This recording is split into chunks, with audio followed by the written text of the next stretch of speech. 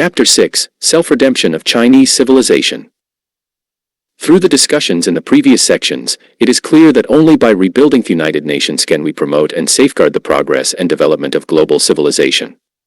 So, before a strong new United Nations is established and begins to function effectively, how can the Chinese people escape from the trap of autocratic rule and achieve the self-redemption of Chinese civilization?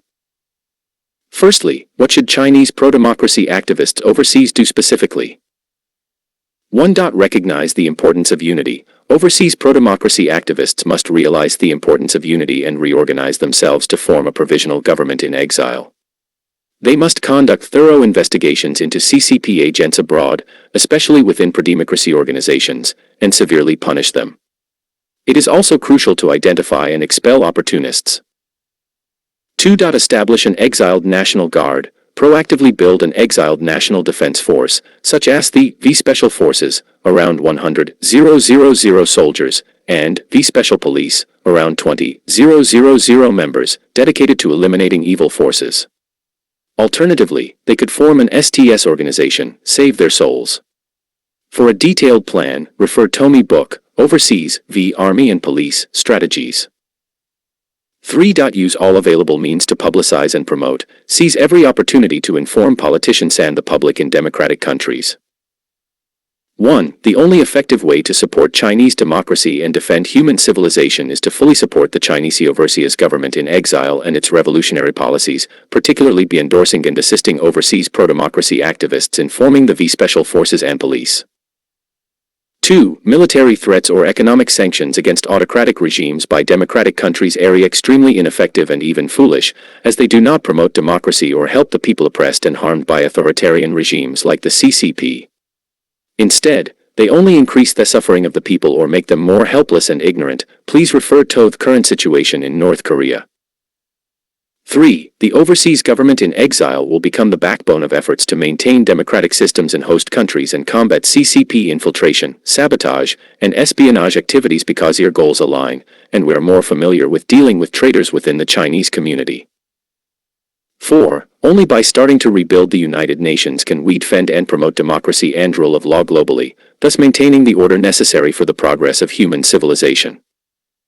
Secondly, under the direct intervention of the new United Nations and the promotion of the overseas democratic movement, how can Chinese society move towards the rule of law and civilization in the future?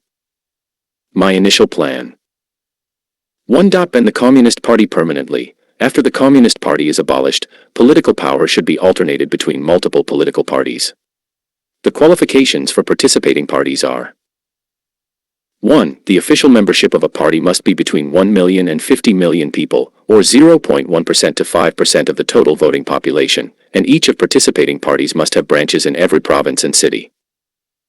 2. The party's operations must be transparent, including its assets. 3. Internal party democracy must be guaranteed. 2. Public party membership. Party membership must be publicly declared, and no one can belong to more than one party at the same time. Parties cannot form alliances, and each participating party must include its goal to seek political power within its party constitution. Each party must have its own political programs and national governance policies, which must be transparent, distinct, and not similar to other parties. 3. Elections for the head of state. 1. The ruling party should first be elected through popular vote, after which the ruling party nominates two groups of presidential and vice presidential candidates. After a general election, the president and the first vice president should be selected. The second vice president should be nominated by the party that receives the second highest votes and appointed by the elected president. 2. The president has the authority to dismiss and reappoint the two vice presidents. 3. Senior government officials, including local administrative heads, will be nominated by the ruling party, and two candidates will be democratically elected. Administrative officials at all levels will be appointed or hired by the administrative heads, but the number of ruling party members in government bodies at any level should not exceed half, and appointments and recruitment must be transparent. 4. Most members of the legislature should be elected by the people, and the legislature is primarily composed of nonpartisan individuals, which is the right to remove key officials, including the president, and reorganize elections. 4. Term limits. The president and vice president serve for a 5-year term, with a maximum of 2 consecutive terms, 10 years. The ruling party cannot hold power for more than 4 consecutive terms, 20 years. If a 5th consecutive term is won, the ruling party must swap positions with the party that received the second highest number of votes. 5. Party proportions in the legislature. In the legislature, the ruling party should make up no more than 10% of the members, and other participating parties should each have no more than 5%. 6. Constitutional rights. 1. The Constitution guarantees the freedom to join or leave political parties but makes joining multiple parties illegal and assigns a penalty for dishonesty. Anyone who leaves a political party will enter a 1-year observation period as a nonpartisan. 2. The Constitution ensures that no political party can control the military, judiciary, media, education, healthcare, finance, businesses, unions, communities, or think tanks, nor can they illegally seize national public resources such as land, water, minerals, or forests. 3. The Constitution guarantees freedom of speech, assembly, protest, publishing, and media. Minors cannot join any religious or political organizations, but can participate in youth military/police organizations to assist with law enforcement, education, and campus/community security. Refer to Appendix, the concept of youth military/police organizations. 7. Protection of private property. 1. The Constitution protects private property as sacred and inviolable but establishes a cap on the wealth gap. For example, no one's annual income can exceed 1,000 times the average income of the population in that year, and ownership of land, residential properties, or businesses cannot exceed 100 times the average per capita. 2. Those who exceed the limit have an obligation to donate the excess to charity organizations or directly assist people in absolute poverty.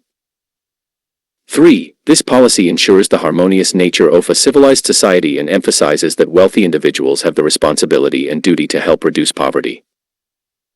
Additionally, during the election process, the goal is to highlight the participation of the entire population and the beauty of rule of law, with the people being the ultimate authority. The costs must be reasonable, transparent, and the state should provide funding to ensure fair competition be financing election campaigns. Specific activities should be agreed upon by all parties involved, such as public speeches, debates, and outreach in communities and schools. The state should organize at least 30 public debates involving all political parties, which should be televised and streamed online. Further details on this are provided in my book Designov Democracy: The Ideal Republic in the Human World.